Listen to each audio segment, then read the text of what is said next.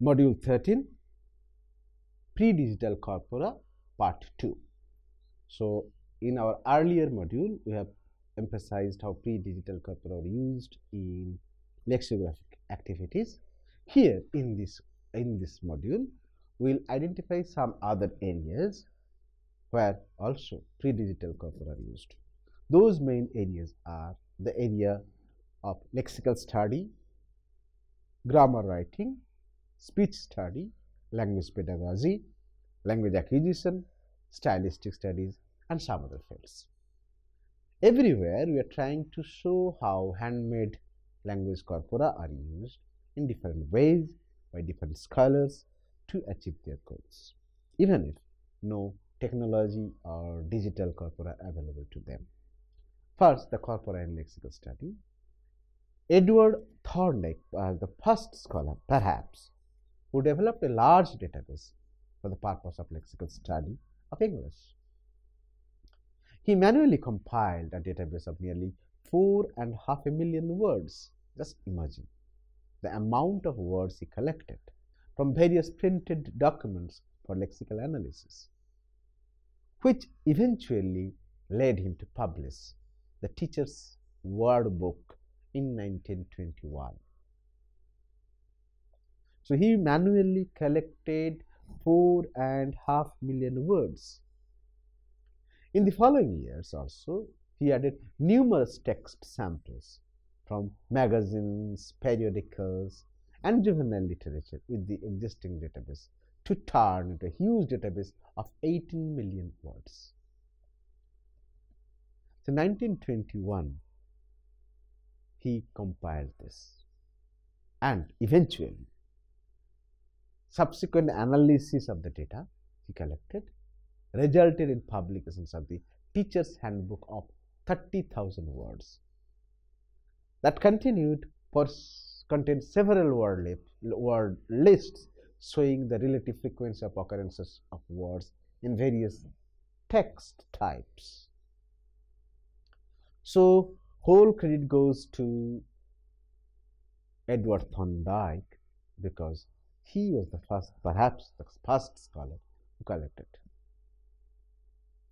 In fact, publication of this book provided a solid empirical support to the language teachers to determine which type of words they need to teach in the class and which type of words should they emphasize on while they compile the basic vocabulary or some teaching materials to the learners. Scholars like Thorne actually used those databases to develop a basic writing vocabulary in 1926 based on the data of the compiled by Edward Thorndike. Also, the pre-electronic handmade databases were also used to generate the lexical stock to be used for foreign language teaching, particularly English as a foreign language. In this effort, the work of Palmer occupied the most important place because it created a lasting impact on compilation of foreign language dictionary for teaching English. And in all those cases, we know that these people depended on huge corpus to collect data for developing dictionaries, the glossaries, and teaching materials. Charles Price, in connection with the study of usage of English words and lexicon, is also considered as an early and original work based on the analysis of large-size manually compiled databases. Precisely, this is one of the most original and thoughtful studies on the usage of English words, in which he has made some attempts to establish the independent social criteria categorizing the style of expressions of the people. So Charles Price's work in 1940 is also dependent on large amount of corpus which he directly used. Grammar writing. The grammarians and textbook writers of the earlier centuries of the years are often motivated by their native language intuitions and linguistic efficiencies for writing general as well as pedagogical grammar for languages. We know that. Since this was mostly reluctant to rely on the language database of language use, their works are often refer to uncommon words, ignoring the most common ones. So this has been one of the great fallacies in the writing of the grammar books, because the people who are engaged in writing grammars, they hardly depended or relied on the corpus or database of actual language use, rather than they depended on their texts or intuitions. So what happened in that case is they mostly went for a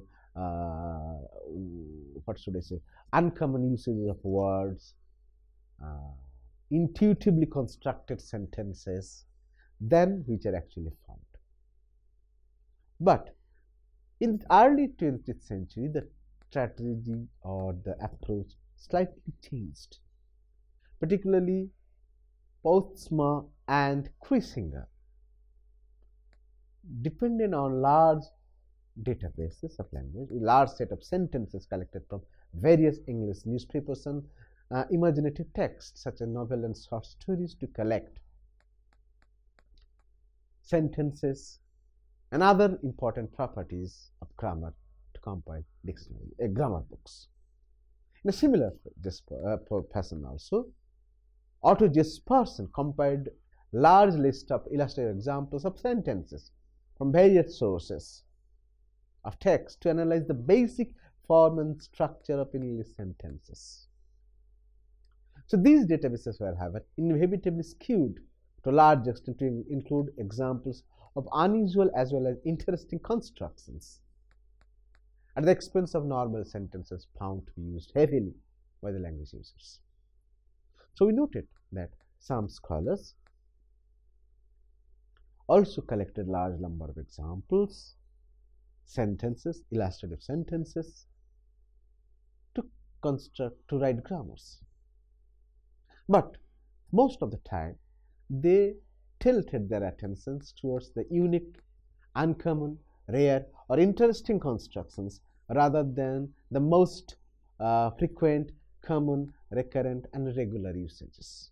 So that was a new approach. Perhaps they wanted to see how it can be done, or how the uniqueness of the sentence or the constructions can be addressed. So their preference may be different, but the approach was more or less empirical, because they relied on the instances they collected from the use of the data by common people.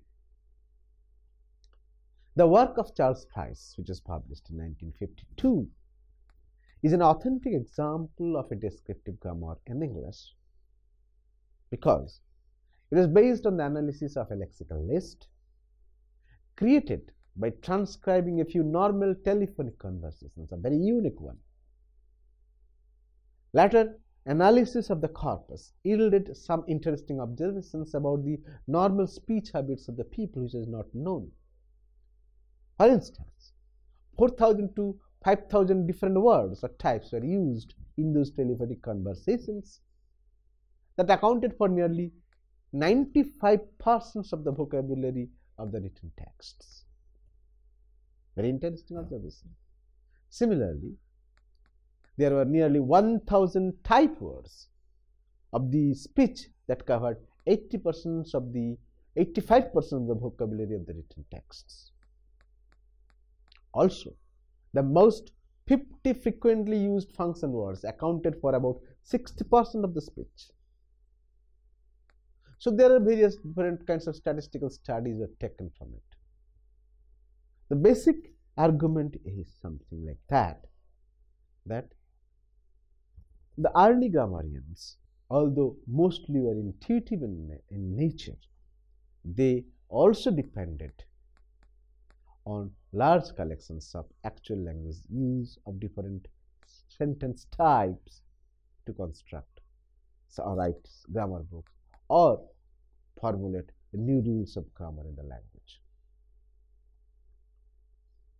The area of speech study or speech varieties were invariably dependent on language corpus. So, even today, whenever we try to study the speech or speech varieties across localities or across a large geographical or geographical range, there is no other way than to depend on the actual use of language by the people.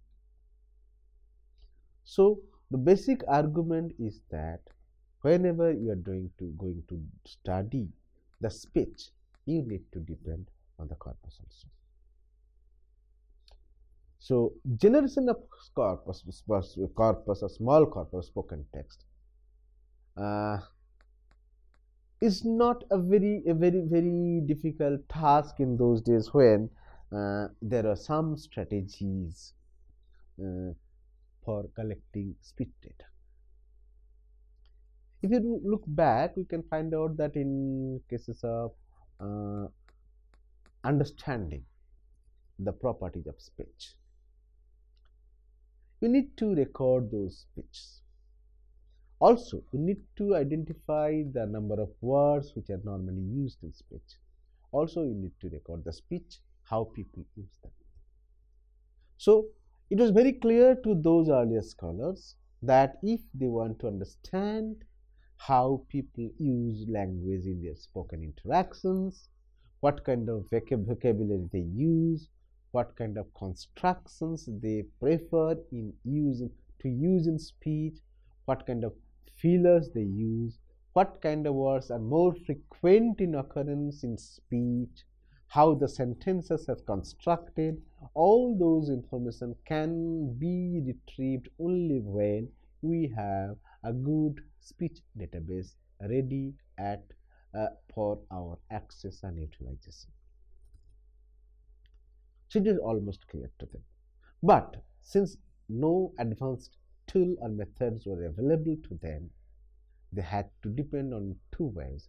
Either they used a traditional tape recorder to collect data, or sometimes they could hear the texts and rewrite the entire thing, reproduce the entire thing on piece of paper by writing, then analyze the things. But the basic argument is very simple. Without reference to the actual use of language in spoken interactions, for earlier scholars also, it was nearly impossible to study the speech or the properties of speech, even when there was no spoken text were available. Language pedagogy is an important area to study. What is that? The pedagogical linguistics wanted to know how learners use language and what kind of text materials should be developed so that the learners can acquire better linguistic skills in all four methods of language use: writing, reading, comprehension, and communications. So it was necessary to know how the pedagogical purpose can be served. So there are two important things: that teaching language to the first language learners is one thing, and teaching language to the second language learners was another one. In both cases, we need some resources developed from actual language use to understand how it works. So if we go back to the history, we can find out that, let me give an example. Within a broader frame of language pedagogy, earlier language corpora were compiled and analyzed to study the various aspects of lexicogrammar with some definite pedagogical purposes. Between the year of 1950 and 1960, we noted that many scholars have developed large lexical databases of nearly 500,000 words or more of Indian English, written English, to analyze them, to process them, and to retrieve necessary information for them. And those examples texts were collected from fictions, novels, essays, plays, short stories, and folk tales, and many other informative texts such as bulletins, journals, newspapers, and magazines. And this use corpus was mostly used for the two purposes: to verify if the English language learners are able to acquire mastery over the language as manifested in the language corpus, and to evaluate whether the traditional vocabulary list taught to the learners were similar to those the word list developed in the language corpus. So there was many attempt to study how language in the language pedagogy to find out how the learners are learning language and how information extracted from the corpora can be contributed towards developing the materials. In the area of language acquisition, we have also noted that people wanted to know how learners are actually acquiring language. So to test their linguistic skills, it was also necessary to compile database, to collect information from them and analyze them, so that we can get some ideas how people are actually using learner have used the language, and if there is any deficiency. In most cases, the data which are collected from the learners in the form of corpus. If we start with the say first half of the 18th century to the first of the 19th century, for nearly a century, majority of the language research acquisitions by children was carried out in the manner of diary study. What is that? The researchers were primarily based on some carefully selected parental diaries containing detailed recordings of locutions of children. These so-called diary-based language corpora were considered indispensable as normative databases for any research on language acquisition. In reality, subsequent speculations about learning abilities of children were made only after empirical analysis of these speech corpora, which were collected in the form of diary by the parents. This was a practice for centuries. Then it continued with collecting such as specialized speech corpora, continued for many years later on. So even in the 20th century, we come across different parameters, different scales are used for evaluating the performance of the learners in first language acquisitions. But in most cases, the analysis has been carried out on the large amount of data acquired from the learners.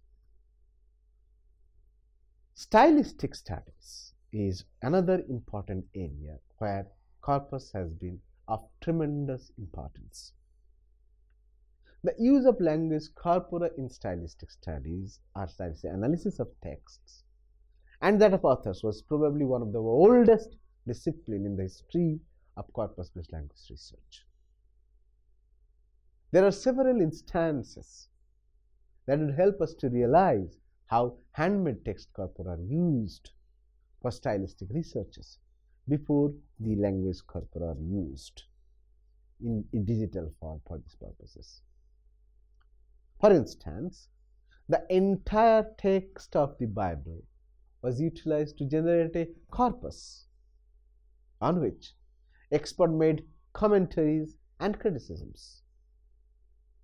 Even in the late 18th century, a few concordant list of words was made from the corpus of this Bible to verify the factual consistencies among various parts of the scripture.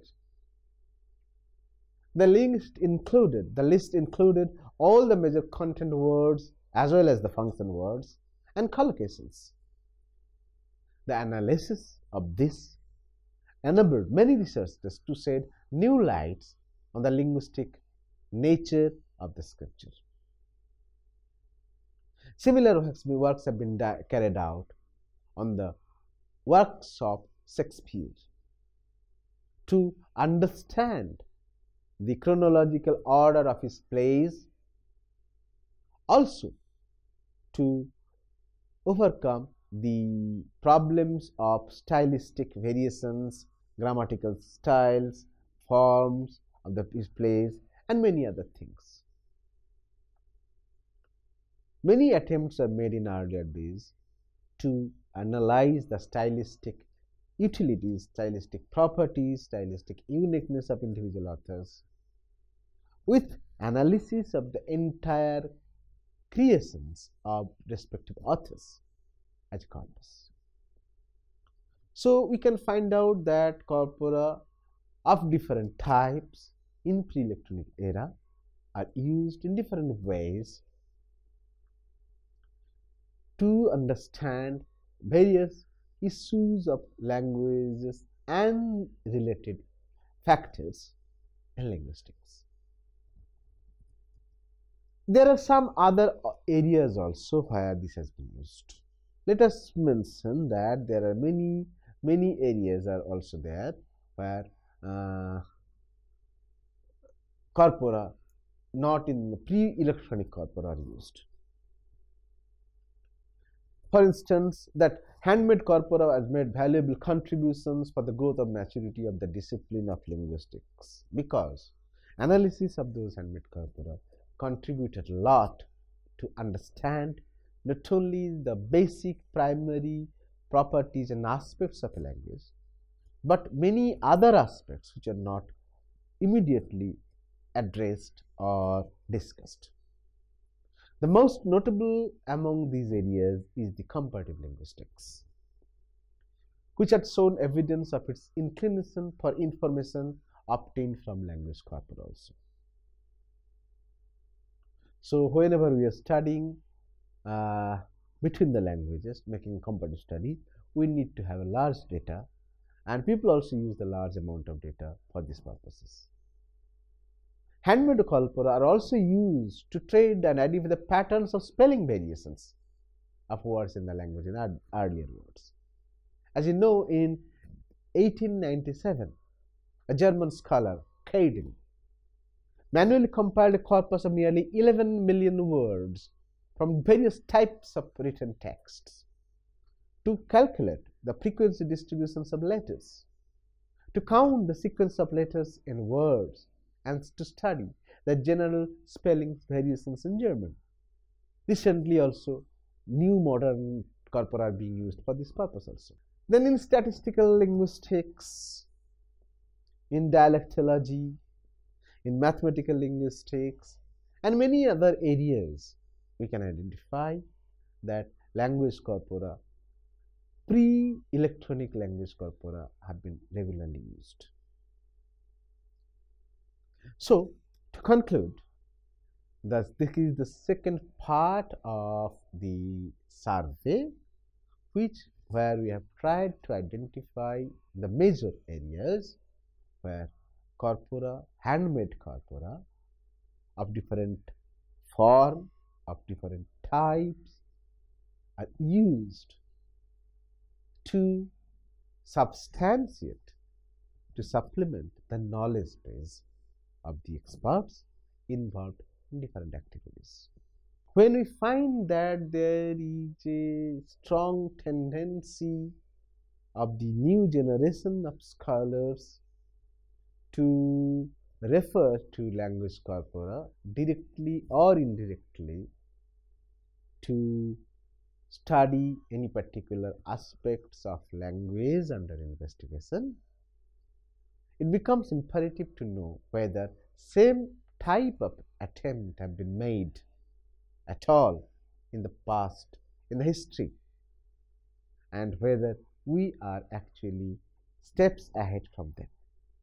The survey is clearly giving an idea that importance of language data in the form of corpora or database texts has immense value, not only in this age but also in earlier years, even before centuries also, because any good rational scientific study of the language invariably require the data, authentic reliable data, which is available only through corpora. Either it is available in electronic form or in pre-electronic person. But the relevance or importance of language corpora in different application-oriented research and development activities of linguistics is mandatory. So, these two modules relating to the survey once again confirms our argument that linguistic research and development activities should invariably depend on the knowledge, data, information available from language corpora. Thank you.